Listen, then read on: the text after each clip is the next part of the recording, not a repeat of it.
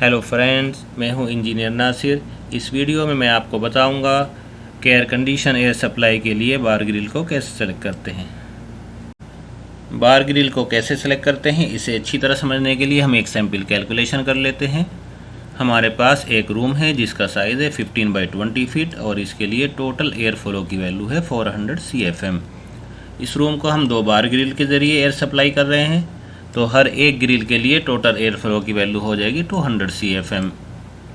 तो हम इस 200 CFM के लिए और इस रूम के लिए ज़रूरी थ्रो के लिए हम इन बार ग्रिल का साइज़ सेलेक्ट करेंगे। टैंक में सप्लाई एयर डक्ट रूम के अंदर जो बल्क हेड है उसमें है, तो ग्रिल के फेस और अपोजिट वाल के बीच का जो डिस्टेंस है 11 + 2 = 13 फीट। हमें इन पैरामीटर को यूज़ करके बार ग्रिल सेलेक्ट करनी है। 4 फीट लंबी बार ग्रिल के लिए टोटल एयर फ्लो है 200 CFM, थ्रो की वैल्यू है 13 फीट, मैक्सिमम NC वैल्यू है 30, तो CFM पर फीट की वैल्यू हमारे पास हो जाएगी 50। इस टेबल में जो पहला कॉलम है वो ग्रिल का नेक साइज़ है, nominal width in inches, and top पे जो रो है उसमें उस ग्रिल की नेक वेलोसिटी है 400 FPM, 600, 800। हम अपनी ग्रिल को जो सेलेक्ट करेंगे वो 500 FPM पे सेलेक्ट करेंगे, तो हम इन दोनों के बीच में सेलेक्ट करने की कोशिश करेंगे। जो पहला रो है उसमें 2 इंच नॉमिनल विड्थ की ग्रिल है, इसके लिए CFM की वैल्यू बहुत कम है 22 फॉर FPM वेलोसिटी पे। फिर 2.5 इंच साइज़ की ग्रिल को देखते हैं, तो इसके लिए CFM पर फीट की वैल्यू 30, ये भी कम है। फिर 3 इंच नॉमिनल विड्थ की ग्रिल में आते हैं, तो इसके लिए जो CFM पर फीट की वैल्यू है 38 400 FPM पे, और 600 FPM पे 58 हो जाती है। तो हम इंटरपोलेशन के ज़रिए देखते हैं, हम इस ग्रिल को सेलेक्ट कर सकते नहीं क्योंकि इसका जो हॉरिजॉन्टल थ्रो है वो 10 और 14 के बीच में, हमें 13 चाहिए। तो कैलकुलेशन के बाद हमारे पास 3 इंच नेक साइज़ के लिए 50 CFM पर फीट पे थ्रो की वैल्यू आ जाती है 12.4 और नेक वेलोसिटी की वैल्यू आ जाती है 520 FPM।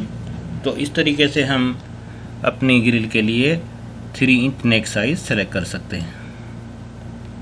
तो इस तरीके से हमने इस रूम के लिए जो बार ग्रिल सेलेक्ट की है उसके लिए टोटल एयर फ्लो है 200 CFM, ग्रिल का नेक साइज़ है 3 इंच, ग्रिल की टोटल लेंथ है 4 फीट और इसके लिए जो थ्रो की वैल्यू है वो है 8.8 to 12.4।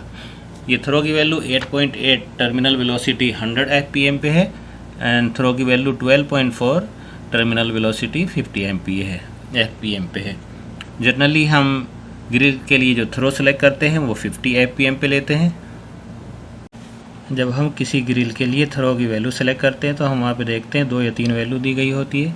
जैसा कि इस चार्ट में 2 वैल्यूज़ है, तो इसमें जो पहली वैल्यू है यहाँ पे ये 11, ये टर्मिनल वेलोसिटी 100 FPM पे है और दूसरी वैल्यू 16 टर्मिनल वेलोसिटी 50 FPM पे है। अगर कहीं पे 3 वैल्यू दी गई होती है जैसे कि यहाँ पे आप देख सकते हैं, तो इसमें जो पहली थ्रो की वैल्यू है ये टर्मिनल वेलोसिटी 150 FPM पे है, दूसरी वैल्यू टर्मिनल वेलोसिटी 100 FPM पे और तीसरी वैल्यू टर्मिनल वेलोसिटी 50 FPM पे है। परफॉर्मेंस शीट में जो थ्रो की वैल्यूज़ है वो 4 फीट लंबी ग्रिल के बेस पे कैलकुलेट की गई है और cooling temperature differential 20 degree Fahrenheit. इसके अलावा दूसरी लेंथ की ग्रिल अगर आप यूज़ कर रहे हैं तो आप ये करेक्शन फैक्टर अप्लाई कर लें। 1 फीट लंबी ग्रिल के लिए आप जो थ्रो 800 FPM पे है उसको 0.6 से मल्टीप्लाई करें और जो थ्रो की वैल्यू 850 FPM पे है उसको 0.7 से मल्टीप्लाई करें।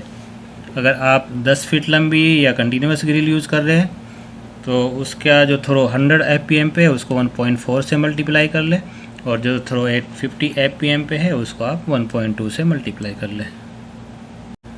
इसी तरीके से परफॉर्मेंस शीट में जो NC वैल्यूज़ है वो 10 फीट लंबी ग्रिल के बेस पे कैलकुलेट की गई है। उसके अलावा आप अगर दूसरी लेंथ यूज़ कर रहे हैं तो आप ये करेक्शन फैक्टर अप्लाई कर लें। आप अगर आपकी ग्रिल की लेंथ अगर 1 फीट है तो उससे आप NC वैल्यूज़ को -10 कर दें, 2 फीट लंबी ग्रिल में से -7 कर दें, 4 फीट लंबी ग्रिल में से -4, 6 लंबी ग्रिल में से -2 और 8 फीट लंबी अगर ग्रिल आप यूज़ कर रहे हैं तो उसमें से -1 कर दें। अगर आपकी ग्रिल की लेंथ 15 फीट है तो उसको उसमें प्लस 8 कर दे उसकी एनसी वैल्यूज़ में, और अगर ग्रिल की लेंथ 20 फीट है तो उसमें प्लस 3 कर दे। ग्रिल लेंथ 25 के लिए आप उसकी एनसी वैल्यू में प्लस 4 कर दे, और अगर आपके पास ग्रिल की लेंथ 30 फीट है तो उसकी एनसी वैल्यूज़ में आप प्लस 5 कर दें। आप अगर बार ग्रिल को रिटर्न एरिया के लिए यूज़ करना चाहते हैं तो उसके लिए परफॉर्मेंस शीट में दी गई एनसी वैल्यूज़ में प्लस 4 कर दे और नेगेटिव स्टैटिक प्रेशर को 0.8 से मल्टीप्लाई कर दे। बार ग्रिल डिफरेंट तरह की होती है, आप देख सकते हैं ये 0 डिफ्लेक्शन है, इसके बाद 15 डिग्री डिफ्लेक्शन, उसके बाद 30 डिग्री डिफ्लेक्शन। तो आप अपनी ज़रूरत के हिसाब से जो मुनासिब हो वो सेलेक्ट कर सकते हैं। स्टैंडर्ड बार ग्रिल उसके डिफ्लेक्शन के हिसाब से 3 तरह की होती है, 0 डिग्री डिफ्लेक्शन, 15 डिग्री डिफ्लेक्शन और 30 डिग्री डिफ्लेक्शन। इस पिक्चर में आप देख सकते हैं इस ग्रिल के जो बार है वो स्ट्रेट है तो इसे हम 0 डिग्री डिफ्लेक्शन बोलते हैं, और इस पिक्चर में ये बार 15 डिग्री पे बेंड हो गया तो इसे हम 15 डिग्री डिफ्लेक्शन बार ग्रिल बोलते हैं, और इस पिक्चर में आप देख सकते हैं ये बार 30 डिग्री पे बेंड हो गया तो इसे हम 30 डिग्री डिफ्लेक्शन बार ग्रिल कहते हैं। बार ग्रिल को हम ज़रूरत के लिहाज से डिफरेंट शेप में यूज़ करते हैं। आप देख सकते हैं ये साइड वाल है इनसाइड कॉर्नर और ये साइड वाल आउटसाइड कॉर्नर है।